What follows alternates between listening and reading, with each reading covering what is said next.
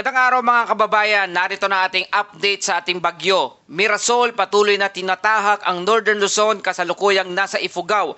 May lakas na hangin na 55 km per hour at may bugso hanggang 90 km per hour. Apektado ng signal number 1 ang halos buong hilagang bahagi ng Luzon, kabilang ang Batanes, Cagayan, Isabela, Aurora, Cordillera at Ilocos Region. Inaasahan ang malakas na ulan na 100 to 200 mm sa lugar ng Cagayan at Isabela at 50 to 100 mm sa ibang bahagi ng Hilagang Luzon. Paglabas ng Mirasol sa West Philippine Sea mamayang gabi o bukas, inaasahang lalakas ito bilang isang tropical storm.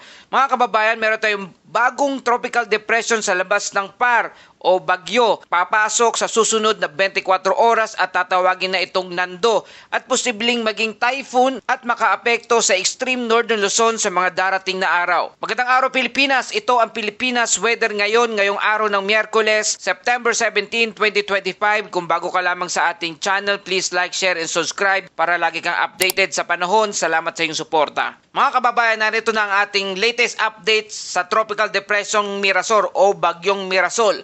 Huling namata ng sentro ng Bagyong Mirasol kaninang alas 10 ng umaga sa paligid ng Alfonso Lista, Ifugao. Meron itong taglay na lakas na hangin na 55 km per hour malapit sa gitna at may pagbugso na 90 km per hour. Ang galaw nito ay hilagang kanluran northwest sa bilis na 15 km per hour. Ang lakas na hangin nito ay kayang umabot hanggang 200 km mula sa sentro. Apektado ang ulan at hangin ang malaking bahagi ng northern at south at Central Luzon. Mga kababayang, ramdam na ang epekto ng Mirasol. Kaya naman nakataas pa rin ang Tropical Cyclone Wind Signal number 1 sa Batanes, Cagayan, kasama ang Babuyan Island, Isabela, Quirino, Nueva Vizcaya, Aurora, Hilagang Gitna, Cordillera Provinces, Ilocos Region, Hilagang Nueva Ecija at Hilagang Pangasinan. Ibig sabihin ng signal number 1, minimal hanggang minor threat sa buhay at ari-arian hanggang 39 to 61 km per hour. Ang hangin nito pwedeng makasira ng mga mahihinang istruktura, sanga ng puno at makapagdudulot ng alon sa dagat. Kung titingnan natin, mababa lang daw ang signal number 1 pero huwag maliitin ang ulan, mas mabilis magdala ng panganib kaysa sa hangin mismo ng bagyo. At dahil dyan, meron tayong nakataas na heavy rainfall outlook, 100 to 200 mm na buhos ng ulan o dami ng ulan sa lugar ng Cagayan at Isabela. 50 to 100 mm naman sa lugar ng Aurora, Quirino, Ifugao, Mountain Province, Kalinga, Apayao, Ilocos Norte at Ilocos Sur, La Union, Abra, Benguet at Nueva Vizcaya. Mas mataas pa ang ulan sa kabundukan at elevated areas.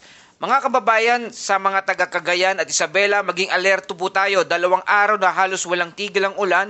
Kapag ang lupa ay punong-puno na ng tubig, kahit katamtamang ulan lang ay delikado na para sa landslide. At dako namatay sa ating coastal waters sa eastern seaboard ng Cagayan, merong alon na hanggang 3 metro ang taas. At sa Isabela naman, sa iba pang baybayin ng Hilagang Luzon, ang alon ay kayang umabot ng 2.5 metrong taas. At babala para sa mga maliliit na bangka at mga motor na bangka, huwag na munang pumalaot. Ayon sa ating track and outlook, ang Bagyong Mirasol ay tatawid sa Northern Luzon ngayong araw at lalabas sa Luzon Strait mamayang gabi o bukas ng umaga. Paglabas nito ay posibleng maging tropical storm at hindi na malayong maging severe tropical storm. Pagkatapos ay tuloy-tuloy na ito lalabas ng Philippine Area of Responsibility o PAR bukas araw ng September 18. Mga kababayan, meron tayong panibagong tropical depression o tinatawag na nating Nando. Kaninang alas 10 ng umaga, nasa layo itong 1,265 kilometers east ng Southern Luzon sa labas ng Philippine Area of Responsibility o PAR. May taglay itong lakas na hangin na 45 kilometers per hour at may pagbugso na 55 kilometers per hour.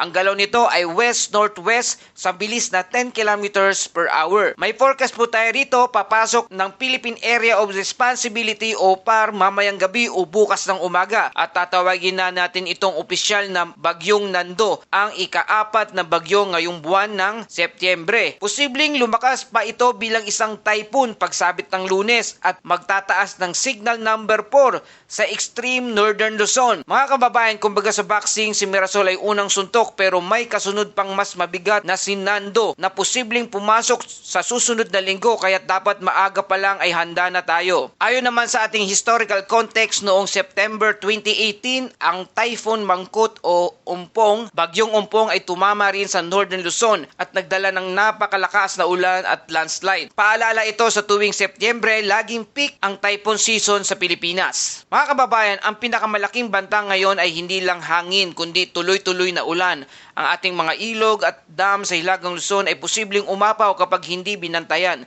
Tandaan, kapag may heavy rainfall warning, mas mabilis at mas eksakto ang forecast kaysa weather advisory. Kaya sundin lagi ang official updates ng inyong mga local governments. At para sa ating Bible verse of the day mula sa Awit 46 verse 1, ang Diyos ang ating kanlungan at lakas, handang saklolo sa oras ng kagipitan. Isang paalala, sa gitna ng unos, may kapanatagan tayong matatagpuan sa ating Diyos. At yan ang ating pinaka-latest update mula sa bagyong Mirasol at bagong bagyong Nando. Manatiling alerto, ligtas at huwag kalimutang i-like, i-share at mag-subscribe dito sa Pilipinas Weather Ngayon para lagi kang updated sa panahon. Ito ang Pilipinas Weather Ngayon, lagi nagpapaalala, mag-ihanda, mag-alerto, mag-iligtas. Ingat tayong lahat!